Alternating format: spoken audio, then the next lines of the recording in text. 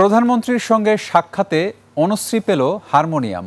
স্বপ্নপূরণ হলো নিরাপত্তাকর্মী রাকিবেরও। প্রধানমন্ত্রীকে লেখা অনুশ্রী রায়ের চিঠির জবাব খোদ সচিবালয়ে ডেকেই দিলেন সরকার প্রধান। আর প্রধানমন্ত্রীর সঙ্গে দেখা না হওয়া পর্যন্ত ঢাকা ছাড়বেন না, এমন ইচ্ছেও পূরণ করলেন প্রধানমন্ত্রী। বিস্তারিত আকবর হোসেন সুমনের রিপোর্টে। রংপুরের গঙ্গাচড়ার পূর্ব নবনীদাস সরকারি প্রাথমিক বিদ্যালয়ের পঞ্চম শ্রেণীর শিক্ষার্থী অনুশ্রী রায় জাতীয় প্রাথমিক শিক্ষা পদক 2026 প্রতিযোগিতায় দেশের গানে প্রথম এবং নজরুল সঙ্গীতে তৃতীয় স্থান অর্জন করেছে।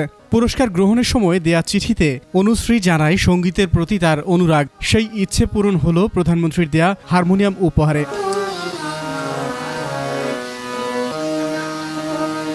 ওনার পার্সোনাল সচিব যখন আমার বাবাকে কল দিলেন, তখন খুব খুশি হলাম, যে ভাবলাম যে হ্যাঁ, আমার চিঠিটা কি এখন তারেক রহমান স্যার দেখেছেন, এটাতেই আমার অনেক খুশি। আমি কি পাই আর না পাই।